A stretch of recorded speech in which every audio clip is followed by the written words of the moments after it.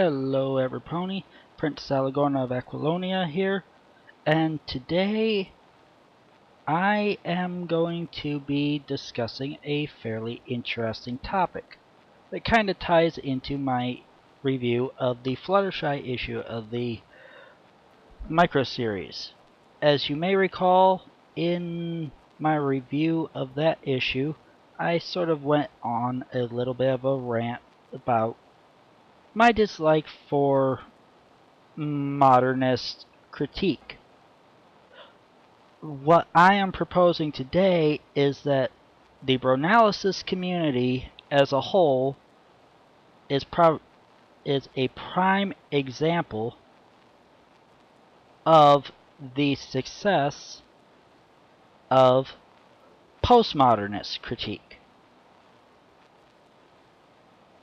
Now, let's start out with describing the differences between these two styles.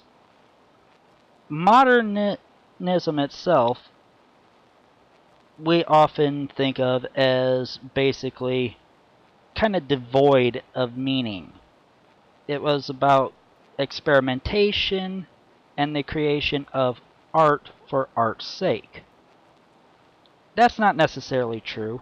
A lot of modernist styles actually did have a sort of philosophical extent to them beyond just simply aesthetics for the sake of aesthetics.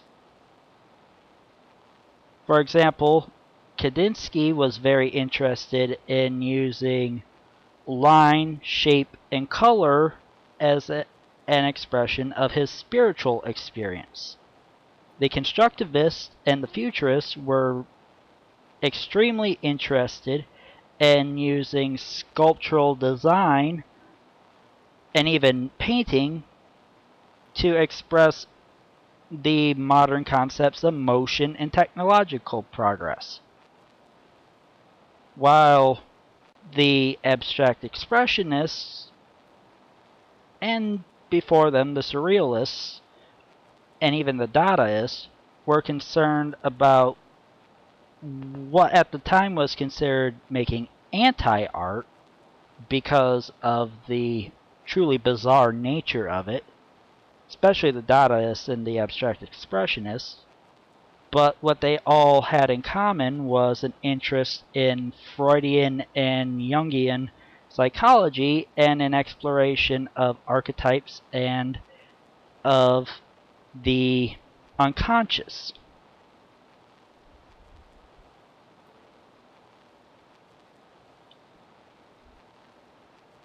Modernist critique, on the other hand, was much more interested in examining the formal aspects of works and then judging them based solely on that criteria. It started with the new criticism in the late 19th and early 20th centuries, and then expanded into structuralism and Russian formalism. I hate that.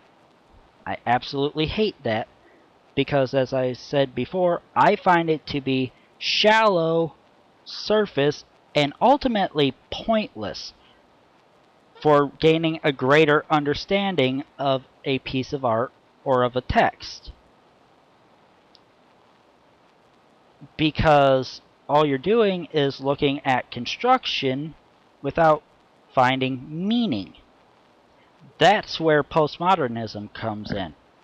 Postmodernism as a whole is a rebellion against the very idea of aesthetics for its own sake.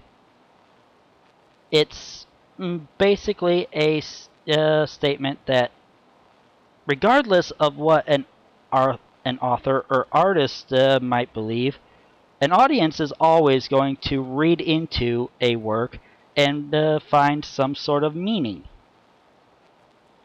And they do this through looking at the language of the work, both how it's made and how it emotionally resonates.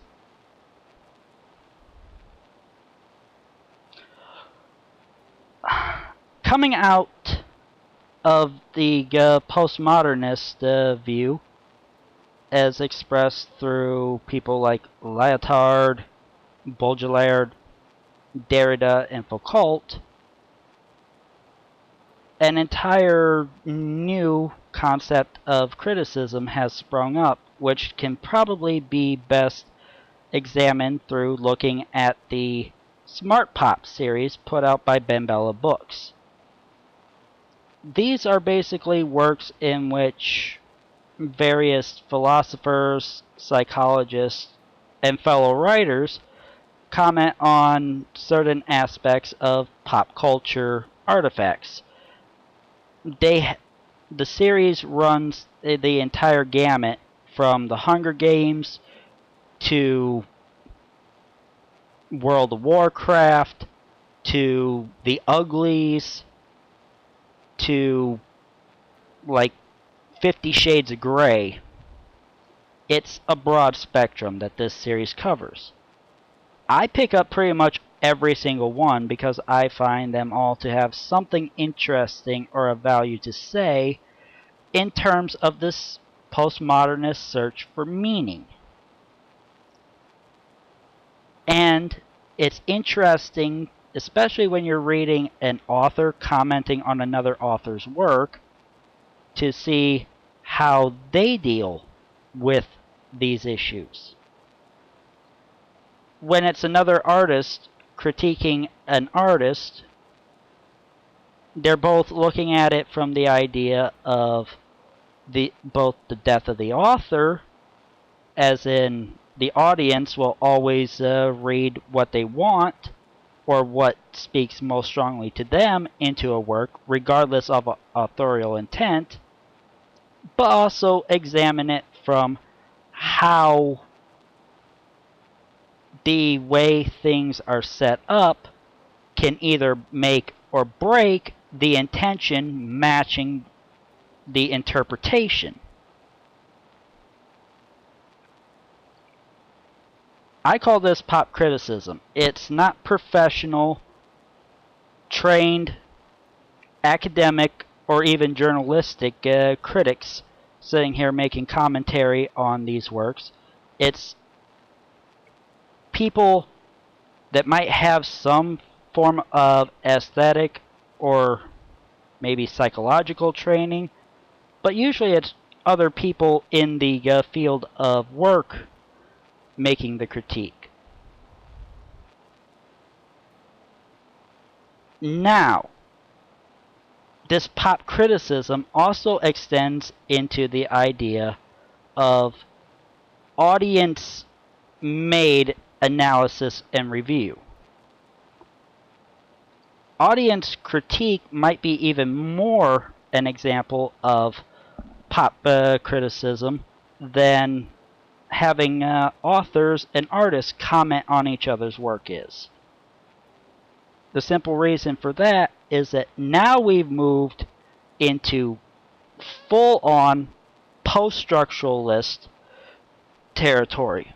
We have completely abandoned the idea of looking at things solely based on how they're constructed and how the parts interrelate to each other and to the work as a whole, and focus primarily on audience interpretation and how we extract meaning based on how we read the work presented to us.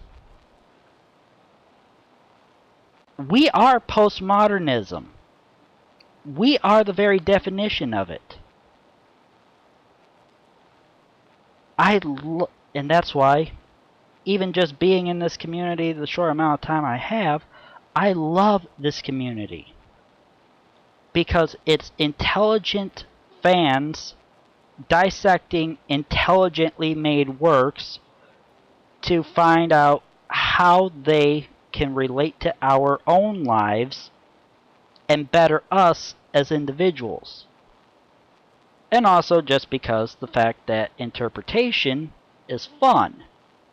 It's reflexive, but it's also fun.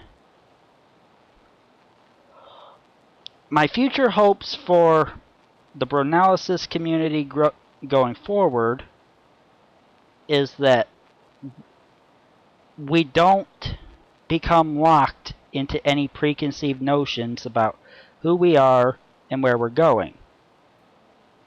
I don't like formalist critique, but I love formalism in the works that I derive my entertainment or my intellectual growth from. In other words,